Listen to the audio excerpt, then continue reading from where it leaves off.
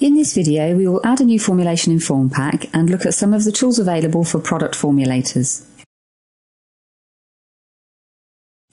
You can use Formpak to add all kinds of formulations, from fragrances and flavours to paints and coatings, cosmetics and toiletries.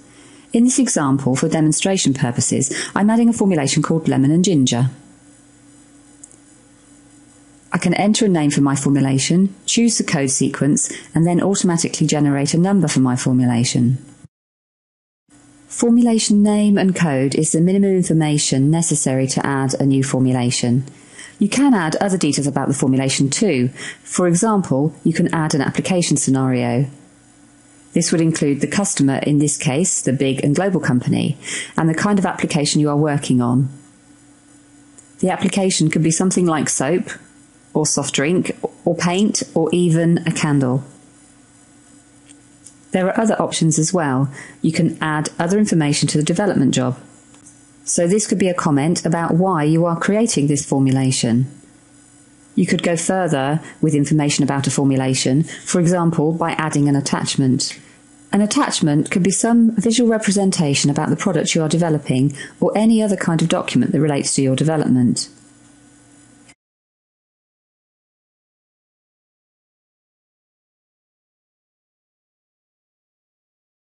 One last thing to show you here, require review. If we select require review, this enables us to enter a reviewer. The reviewer can be someone else in your company who may have responsibility for evaluation of products for their suitability. For my example, I don't need one. I can just press save and then start adding some ingredients.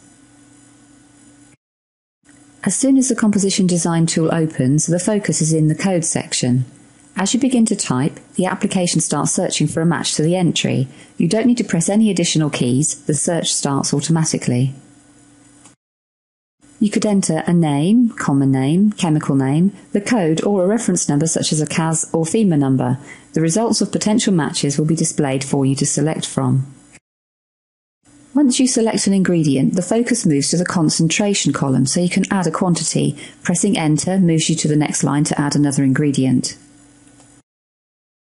When the matching ingredients are presented on the screen, you can either use your mouse to click on the one you want, or you can use the up and down arrows to navigate and then press enter to select the one you want. As you add ingredients to your formulation, useful information such as total price, total concentration, and number of components are updated in the properties part of the screen.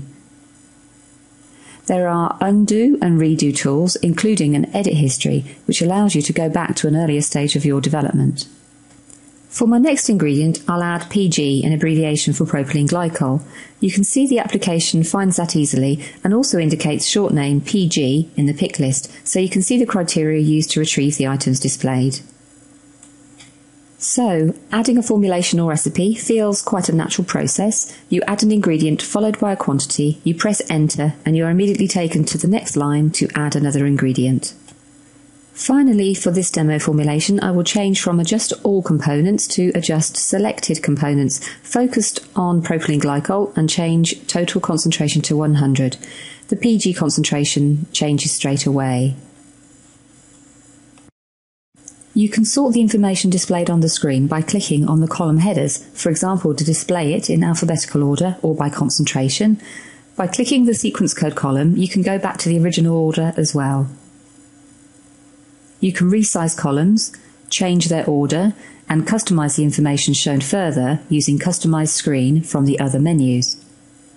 In Customize Screen, I can change the details displayed. For example, I can change price information shown, add a column for supplier. I can add reference numbers such as CAS. I can also select and deselect properties which are associated with the ingredients. Here, I'm selecting EC Hazard Summary, so it is shown, and removing the flash point. Then I can choose to save it as a default format. That means every time I go into the Composition Design tool, this will be the format I see. There are many other tools in the other menus. They include tools to explode subformulations and compare different formulations side by side. We can also print in different formats. We can print what is displayed on the screen to PDF, which is the standard format. Here's the PDF version of the information displayed on screen. We can print to other formats as well, for example HTML or Excel. You can also change the layout or style of information to print. You might choose basic layout for the laboratory, maybe changing the quantity to 50, for example if you wanted the laboratory to make a 50-gram sample. You can see the information is different in this version of the report. There are other useful options in other menus. Calculate Properties is particularly helpful to calculate complex regulatory and status information such as GHS and industry or region-specific information. You can go even further with Suitability Check, which compares the calculated results with compliance criteria for a specific circumstance. We select Check Suitability and are presented with known information for the check, which includes the customer, party, and application we entered when we first added the formulation. We click on Check Suitability to proceed with the compliance check and obtain a pass-fail result indicated by a tick or a cross. We can view the details to see under what circumstances that decision was made. The check suitability process involves calculating information for the formulation based on the ingredients and associated properties and comparing it to the criteria that are attached to the company and application. Based on this combination, we get a result and can also view the report, which allows you to closely look at the criteria and decision process. This kind of compliance check during product development is really useful and can potentially save a lot of time.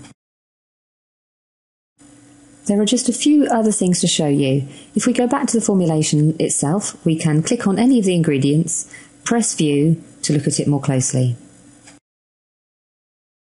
A new window opens. You can have multiple windows open in Formpak. You can look at the details for the raw material, for example, an in-depth look at properties, or view documents and attachments and composition.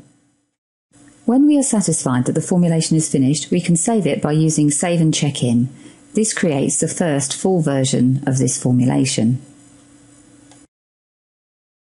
Additionally, during the save process, there is a property calculation which determines regulatory and technical properties which might later be used for documentation such as safety data sheets or status certificates. When the formulation is saved, we get presented with a success screen, and from there we can click on View the formulation.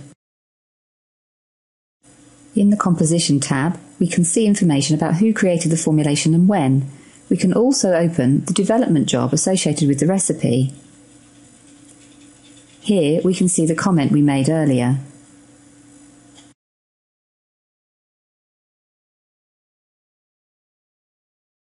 We can also look at the property calculations for this formulation.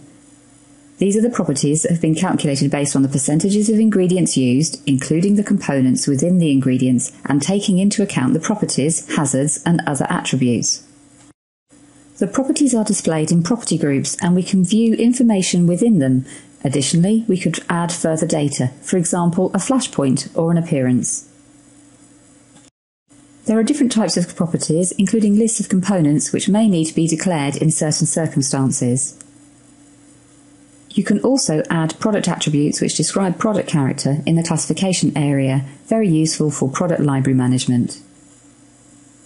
For further videos and tutorials, please check our website and contact us for further information. Thank you.